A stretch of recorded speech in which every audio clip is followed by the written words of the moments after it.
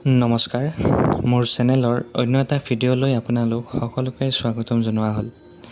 ইতিমধ্যে আপোনালোক সকলোৱে অৱগত যে BTR GT আৰু PGTৰ এক্সামৰ ৰিজাল্ট ডিক্লেয়াৰ কৰিলে আৰু ইয়াত যিসকলে চিলেকশ্যন লাভ কৰিলে তেওঁলোকক মোৰ ফালৰ পৰা আন্তৰিক অভিনন্দন আৰু শুভকামনা জ্ঞাপন কৰিছোঁ।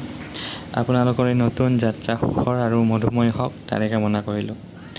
আৰু যিসকল কেণ্ডিডেটে চিলেকশ্যন লাভ কৰিলে তেওঁলোকে অহাকালি ওদালগুৰি কলেজৰ অডিটৰিয়াম হলৰ গৈ এপইণ্টমেণ্টসমূহ লাভ কৰিবলৈ সক্ষম হ'ব।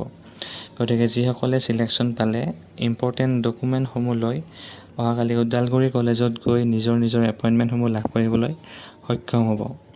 পুনৰ এবাৰ আপোনালোক সকলোকে অভিনন্দন আৰু শুভকামনা জ্ঞাপন কৰিছোঁ।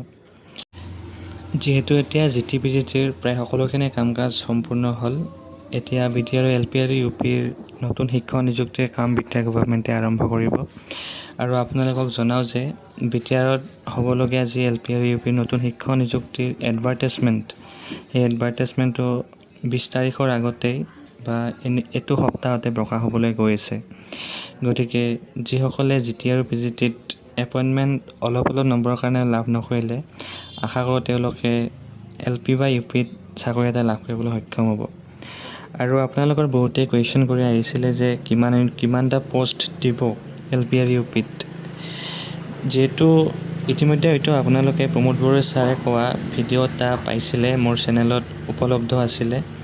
আৰু আপোনালোকক মই পূৰ্বতেও জনাই আহিছিলোঁ যে BTR গভৰ্ণমেণ্টে 667 আৰু 490 পোষ্টৰ SI প্ৰপ'জেল অসম গভৰ্ণমেণ্টলৈ পঠাইছিল।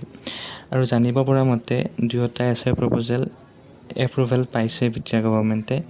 সেয়েহে 667 আৰু 490টা পোষ্টৰ একেলগে এডভাৰটাইজমেণ্ট প্ৰকাশ কৰিব বুলি জানিব পাৰিছোঁ। গতিকে আপোনালোকে চিন্তা কৰিব নালাগে, 667 আৰু 490টা পোষ্ট মুঠ 1157টা পোষ্টৰ বিপৰীতে এডভাৰটাইজমেণ্ট প্ৰকাশ হ'ব বুলি আমি আশা কৰিব পাৰোঁ। আৰু এই এডভাৰটাইজমেণ্টটো এই সপ্তাহটোতে প্ৰকাশ হ'ব বুলি জানিব পাৰিছোঁ। গতিকে যিসকল কেণ্ডিডেটে টেট পাছ কৰি অপেক্ষাত আছিলে নতুন এটা এডভাৰটাইজমেণ্টৰ কাৰণে, তেওঁলোকৰ কাৰণে যথেষ্টখিনি ভাল খবৰ।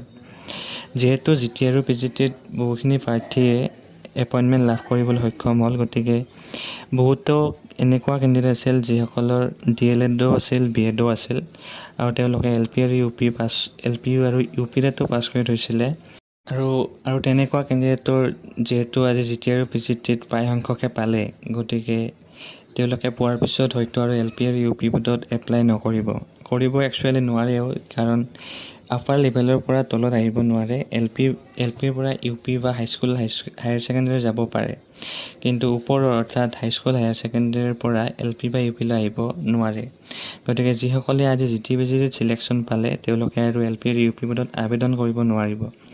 গতিকে এই ক্ষেত্ৰত LP আৰু UP প্ৰাৰ্থীসকলৰ কাৰণে যথেষ্টখিনি ভাল খবৰ, কাৰণ এনেকুৱা বহু সংখ্যক প্ৰাৰ্থীয়ে যিহেতু GT PGTত এপইণ্টমেণ্ট পালে, তেওঁলোকে আৰু ইয়াত নাহিব, যাৰ পৰিপ্ৰেক্ষিতত LP আৰু UPৰ কাট অফটো যথেষ্টখিনি কম হ'ব। গতিকে LP আৰু UPৰ কেণ্ডিডেটসকলৰ কাৰণে বহুত বেছি ভাল খবৰ, যিহেতু পোষ্টৰ সংখ্যাও বৃদ্ধি পালে আৰু যথেষ্ট সংখ্যক প্ৰাৰ্থীয়ে GT PGTত এপইণ্টমেণ্ট লাভ কৰাৰ পিছত LP আৰু UPৰ প্ৰাৰ্থীৰ সংখ্যাটো কমি আহিব, যাৰ পৰিপ্ৰেক্ষিতত কাট অফটো কম হ'ব। গতিকে যিসকলে ইমান দিনে অপেক্ষা কৰি আছিলে আপোনালোকে আৰু অধিক অপেক্ষা কৰিব নালাগে। এই সপ্তাহৰ ভিতৰতে LP আৰু UPৰ 1100+ পোষ্টৰ এডভাৰটাইজমেণ্ট এটা পাবলৈ গৈ আছে। গতিকে এইখিনি আছিল আজিৰ ভিডিঅ'টো, যিখিনি বৰ্তমান সময়লৈকে মই আপডেট পালোঁ আপোনালোকক জনালোঁ। যদিহে আপোনালোকে ভিডিঅ'টো ভাল পাইছে তেতিয়াহ'লে লাৰ্ণ এণ্ড গ্ৰ' চেনেলটো ছাবস্ক্ৰাইব কৰাৰ লগতে লাইক, শ্বেয়াৰ আৰু নিজৰ মন্তব্যসমূহ কমেণ্ট বক্সত আগবঢ়াবলৈ নাপাহৰিব। ধন্যবাদ।